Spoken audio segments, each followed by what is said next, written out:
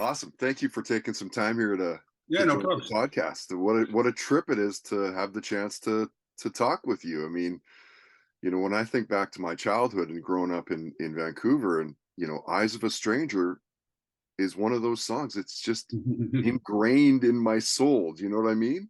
Yeah, So yeah, we did okay. It did pretty well. Yeah. yeah, it did okay. Yeah. So when you think, like, what are some of those songs for you? Like, what are some of those bands that make you feel and think like that? Uh, that's a difficult question because I listen to all kinds of stuff, So and and I don't know. You just as you get older, you just think, my God, I've heard everything. It's very difficult for me to pick somebody, out of the blue for that inspire me 100%. Because there's a lot of people. There's a lot of different stuff. Sure. And what was the music that was like in your house growing up as a kid? Right. Well, it would have been the Beatles, the early Beatles, and English pop music, which is what I grew up on. Yeah. So Yeah. that's the main influence for me is the Beatles, the Stones, and all that stuff. Yeah. Right. And so, Um, so they were like the first band to really, grab a hold of you then. yeah. The really first band to grab a hold of me was when I came to Canada when I was 14, and a family friend. I remember being there was a teenager that was a family friend, and he took me into a room, put some headphones on, and played Led Zeppelin one, and that did something in my brain where I went, "Oh, this is it! This is it!" Because Yeah. it's hard to beat Led Zeppelin one if you're going into a rock thing. That's the one. Absolutely. And of course, Jimmy Page had the idea of like, that's the plan, is it if for it to be music that will last forever. And it has. Yeah. Yeah. Yeah, classic blues rock. Yeah, yeah. Both Bob Rock and I grew up on the same sort of bluesy stuff. We did a couple of years ago. We decided we were going to do a blues cover album, and we picked sort of 5 songs each to cover. Mm, It's still in the works. Parts of it will be released in the future, but that was kind of interesting as well. We each, yeah, our mm. favorite 5 blues songs. And it's the going back to when you're a younger guy, it's those shows in Britain, and I heard that you had some amazing shows back in the day. That's not true. That's not true. I never played in England. No, not you playing. No, no, No. seeing. Oh, seeing, I saw some incredible stuff. Yeah. I worked for a while at Leeds University as a groundsman and as in live at Leeds. There was a performance space there that every weekend featured top acts, and I went every weekend and saw in the early '70s and saw everybody from Jeff Beck to you name it. That was fantastic. It was a great learning opportunity. I am a guitar guy. I love guitar players, so that for me was great. I got to see a lot of the great guitar players. What was your first concert that you went to? Ooh, my first ever. It may have been. It could have been Chuck Berry in Victoria, maybe. Wow. The arena. I remember him playing there. Yeah, and a friend of mine opened for him, and it was was the band that played with him because he doesn't come with the band, right? He just sort of shows up, and I think Wow. that was probably the first. Yeah. And what still stands out from that night? The opening band who got booed off stage. No. If I remember correctly, I think it was Nick Gilder. Okay. Um, I That's think it was Nick Gilder, and I think he Switch got into Glide. Is that the big song from Nick? uh, mm, uh, Hot Child in the City. That's the one. Yeah, yeah, Yeah, yeah. and I'm pretty sure he got booed off stage. Yeah. Wow. How old were you when you started your first serious band? Like, I'm Uh, doing this for a living. yeah, well, Bob and I, Bob Rock and I, we started in high school. We were in a band in high school, and Mm. that slowly turned into the Payolas. So we played around. We played in high school and at high school dances and that kind of thing, and hall gigs. We weren't called the Payolas, but and then kind of a couple of years later, we hooked up again in Vancouver and started playing. Yeah. Yeah. I asked my friends, my followers and stuff on social media to, if you want to ask Paul Hyde a question, here's your chance kind of thing, right? Mm-hmm. And I can't remember who it was, but somebody had, maybe I can quickly check here. I'll get the name so I get it right. They want to know about the chances of a reunion with you and Bob to do a rock and hide. Yeah, well, as I said, we are working on some stuff. Yeah, we've got some original songs and some blues covers, and that should come together maybe this year sometime. Does that mean some Sorry? shows? No. No. I can guarantee you there won't be any shows. Okay. I'm not up for performing anymore. Right. But Just doesn't interest me whatsoever. yeah, fair enough. But I still love recording and writing songs. Last year, Bob and I we wrote 5 songs for a horror movie. Yeah, I was gonna That's bring that up as well. Like, how going to cool be. is that? And how much different is that than writing a traditional, It was fantastic. Yeah, it was yeah, fantastic because it's it's a horror movie about it. It hasn't been filmed yet, but it's supposed to be this year. It's going to get done. The music's already done, but it's a horror movie about a heavy metal band in the '80s. So that's kind of what the music is like. And I wrote the lyrics, which was kind of cool because I've never got into the Hounds of Hell that very much before. Excuse me, and that sort of thing.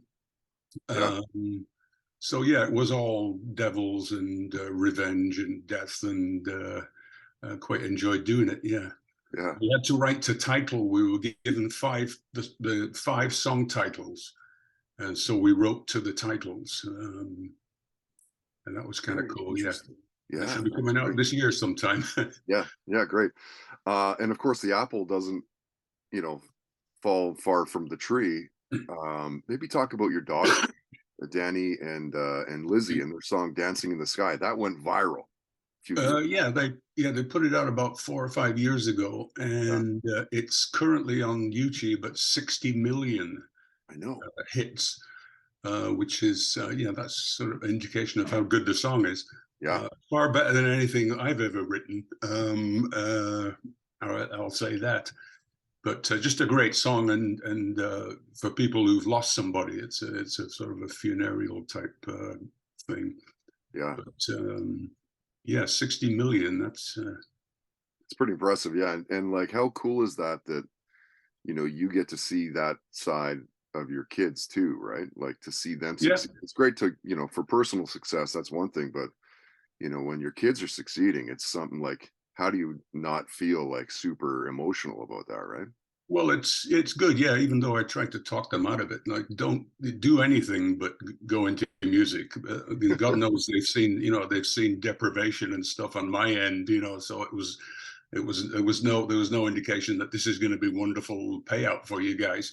Right. But my son as well, David Emotions. He's a rapper, and he's been making a living at that for most of his life. He's a little bit older than the girls, but they're all musical, yeah. Yeah. Even No surprise, really, though, I guess, right? even against me telling them not to. Yeah, Of course, of course. Well, as soon as Dad tells us not to, we'll go the exact opposite that's way. right. Yeah, And then texting with a mutual friend, Larry Hennessy, last night, yeah. and he'd mentioned that you'd pioneered the conversion of the Bell and Howell film projector tube amps to Yes, use I as did. to use as guitar amps. Yeah. So that sounds cool. So tell us about that.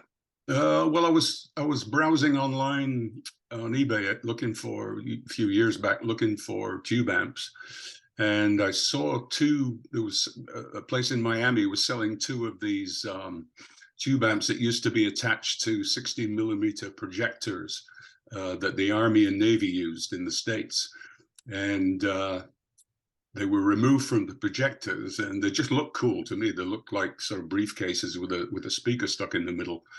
So I bought 2 of them to see if I could see if they'd work. They needed a bit of rewiring and stuff, but they turned out to be fantastic little tube amps. Yeah, so I started selling them to people. Didn't make very much money, but everybody I know has got one now. Yeah, From Paul and James to whoever. Yeah. right. So it's almost like the brand name MacGyver you could have put on that. You're a Well, no, I couldn't. No, I didn't want to go over the Bell and Howell. No, that's yeah. Fair to say, Paul, that you've had some incredible career highlights over the years, right? Could yep. could you pick it down to one, or is that too hard? Probably was the last time we played at the Commodore. My mom and dad were there. My dad's passed away about 3 years ago, but my mom and dad were there, and it was just something about the night. It was I more or less said to Bob, and his mother was there as well in the audience, and I said this could be the last time that they see us play. Period. So Mhm. we went out there with a vengeance, and that was for me was the best gig we ever did, actually. Yeah, that's great. And where does your work, in terms of like artwork, fall within career highlights? Well, this is a totally different part of my brain that I'm using now, but Sure. I've always enjoyed, cutting stuff out, doing collage. And years ago, I used to work with the acrylic plastic as well, with the uh, yeah. But back then, it was super. It would fill up the house with noxious fumes. The materials improved considerably now, so the resin is you just have to leave the door open. That's basically, you don't have to wear a mask and stuff. So once I found out that the resin was fairly safe now, about 3 years ago, I started doing it again, what I'd done 20 years ago. Yeah, and I've had a couple of shows now, and there's a big one coming up in February. Yes, it's a great. I really enjoy it. It keeps me sane. It's I go downstairs into my workroom there, and I just love doing it. Making stuff. Yeah, that's cool.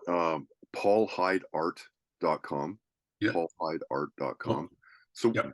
where does that fit in, like, the whole, I don't know how to word this question, but, like, music does something obviously for you. It makes you hmm feel good, and it's cool to create things, but, like, is it on the same scale as music, or do you know what I mean? Like, it's a tough question. I'm not sure how to word it. Yeah, it is. It is on the same scale for me. Yeah, Yeah, yeah, I really enjoy doing it, and it's the same in the brain. Yeah, when you're writing a song, there's a certain point where you think, okay, that's finished, right. and it's getting to that point with the art as well. That's is kind of the interesting part, and um, yeah, I've had to learn a lot and make a lot of mistakes, Right. especially with using the acrylic that I use. It's tricky stuff, but I think I've got it down now. I can fix up. The trick is if I make a mistake, I know how to fix it. Yeah, yeah. And Have you seen that? I think in life, that's a really good thing to know Yeah, absolutely, sure. in general. Have you seen that Metallica documentary, Some Kind of Monster? You're going with Bob in it, yeah, Yeah, with Bob and of course the yeah, band and the lawyer and all that. yeah. And when I heard that you were doing this exhibit, which by the way is it's called Unique Perspectives Art Exhibit at the Landmark Pop Uptown Gallery in White Rock. Yeah, Central Plaza. It's for the whole month of February. When Yep. I heard you were doing that, it kind of reminded me of how Lars, the drummer of Metallica, is also, he was messing around in the art world as well, making some paintings and all that kind of thing. And it just kind of the correlation between the two, I thought, like, how interesting that musicians are getting into that art world.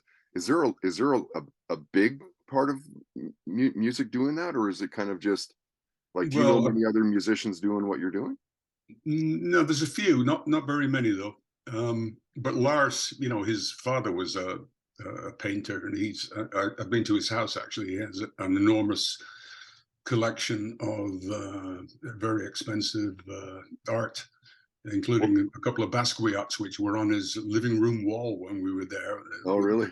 Yeah. And like, didn't one of his paintings in that movie or the documentary sell for like $3 million or Oh something? yeah. Oh yeah. Yeah. Yeah. No problem. Yeah. He said there's nothing like he said there's nothing like paying $1 million for a picture and then a couple of years later watching it sell for 5, whatever. Yeah. But yeah, that's not the life that I lead. Yeah, yeah. I'm So, just making humble little pictures. yeah. And so will you be on hand Oh at yeah. the yeah, so Yeah. what is the first night that There's, you're showing your work? there's 2 opening nights. It's the 2nd and the 3rd, which is a Thursday and Friday night of Okay. February. Yep. And yeah, I'll be there. We'll all be there for those 2 opening nights. And Great. then the gallery's open, I think it's 4 days a week for the rest of the month. Yeah. Right, right. But there'll certainly be a couple of parties there on the Thursday and Friday night. Yeah. Yeah, I would imagine so for sure. Yeah. All right, Paul, I'd love to get to some of those fan questions when I was asking, my friends and stuff if they want to ask you a question. Steve says, yeah, ask him what it was like to be part of the final Spirit of the West show.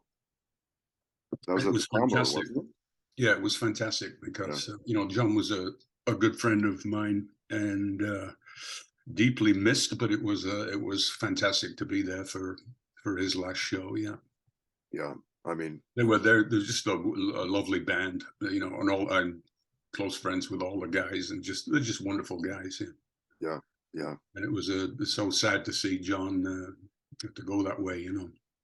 I mean, it's almost you start seeing that more and more as you get older and older. Of course, Jeff Beck just passed. Yeah, no, it Um, sucks. Yeah, it sucks. You see people dropping off all over the place. Yeah, Bob regularly texts me now with names of people that we know that are right. no Like, longer with us. Yeah, Jesus. yeah, it's rough. It's rough.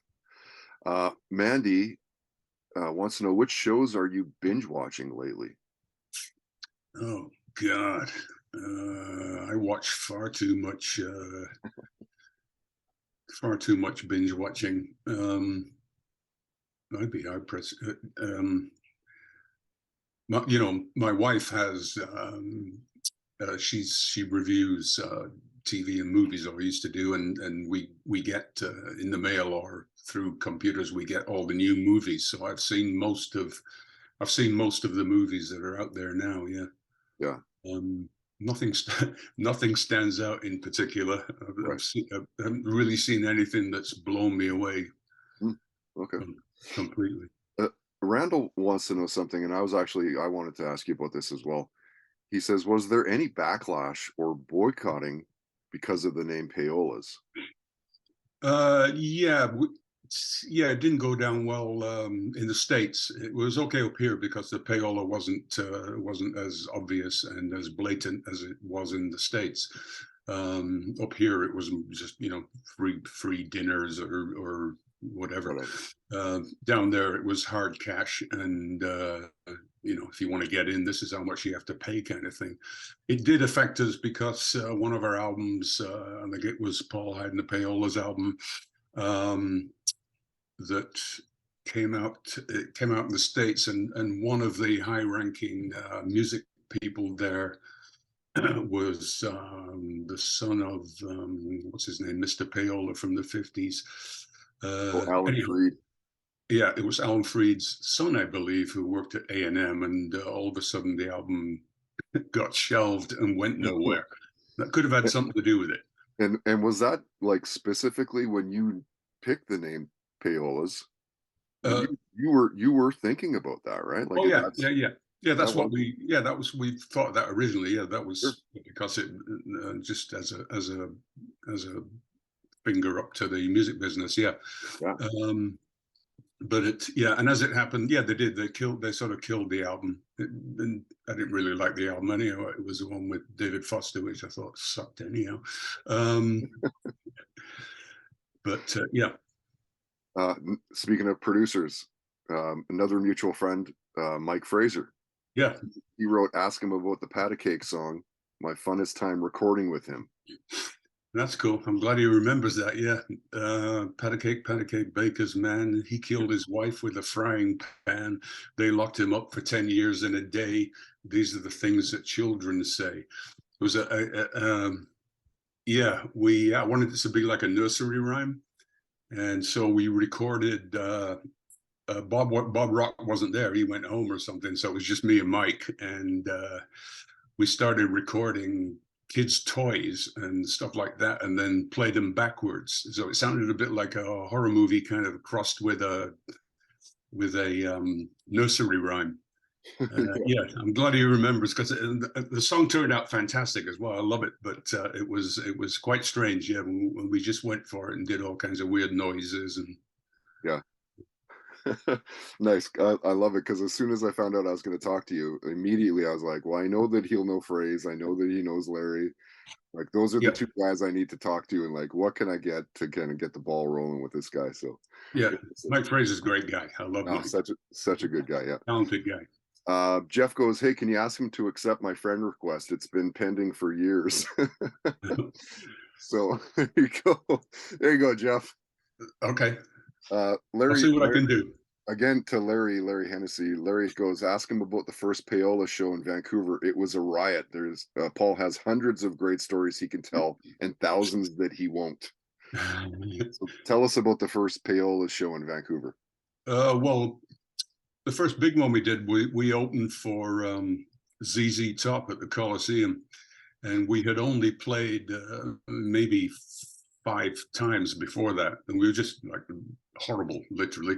Barely knew how to play our instruments, but had the energy.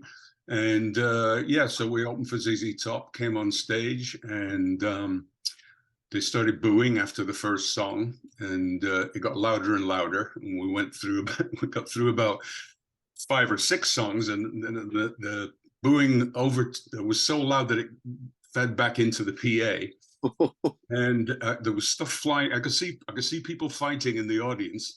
There was fights going on. There was stuff flying past me. People were throwing stuff at me. And at one point, we finished the song, and I was just dodging stuff. And I turned around, and the entire band had left the stage. And there was a guy in the corner of the stage going, "Come on, over this way." And to unceremoniously walk off stage, yeah, after getting booed off. Yeah, Yeah. that's a great feeling. And what's this about being saved by a pair of Dayton boots? Oh yeah, well, that's interesting as well. Yeah, we were playing somewhere in the east, and on a stage that was about 12 feet off the ground. And at one point in mid-song, I stepped back from the stage to let Bob do a solo or whatever. Excuse me. And there was nobody there to stop me from going back too far. And I went straight back off the stage. And the sole on my Doc Martens, fortunately, the stage was made with wood that was crisp and clean and had sharp edges on it.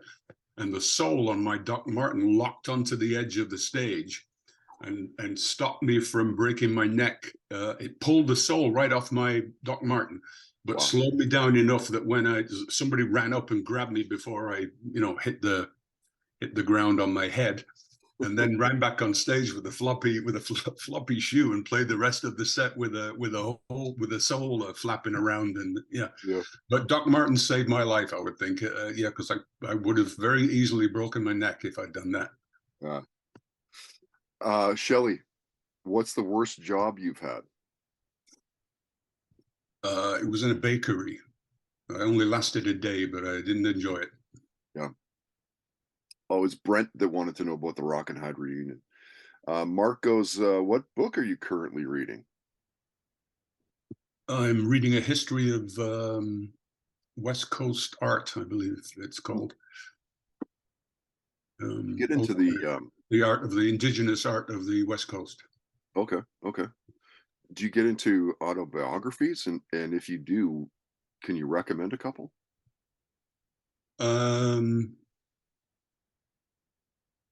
No. You don't? No, I can't think of anything offhand. No, not particularly. No. Yeah. I read a lot of I read a lot of art books now, and that kind of thing. Yeah. Yeah. All right, Paul, I'll ask you a couple more questions and we'll Yeah. wrap it up. And thank you again for your time. And props. Uh, are you a big sports fan? Are you following the Canucks I and the watch. dismal I don't. season that is? No, I don't follow hockey at all. I am a Premier League soccer watcher. I was watching it this morning. Every morning I'm up there if there's a game on. Right. I do watch the soccer, yeah, Yeah. from England, the Premier Did, League. did you play as a kid? I did play as a kid, yeah. Yeah. Yeah. Same. How's your golf game? Do you get out It much? isn't. I know that a lot of musicians are great golfers. It isn't, and that this will bring up another shitty job that I had was at Colwood Golf Course in Victoria, picking up the practice balls off the practice range Oh yeah. and putting them into a garbage can that was sitting on a couple of wheels and wheeling them around, lifting the heavy garbage can into the clubhouse. I fractured a disc in my back and had to have surgery and the part of the broken disc removed. That's my golf. That's my golf story. Yep.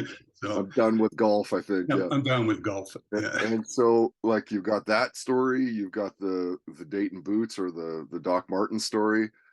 I want you to share a near death story with us, like where holy crap, I could have died just now. I did get years ago. I did try to cross a river that didn't look like it was flowing very strongly. Mm. And there was a bunch of friends further down the river, and I got swept into the river and almost drowned. That was about the closest I've come to dying. But I got thrown into a kind of a whirlpool thing, and I couldn't get out. Or I couldn't tell which way was up, kind of thing. So how And, did you get out? I popped out. There's something, somehow my body just popped out into the air. I took a breath, and I wasn't dead.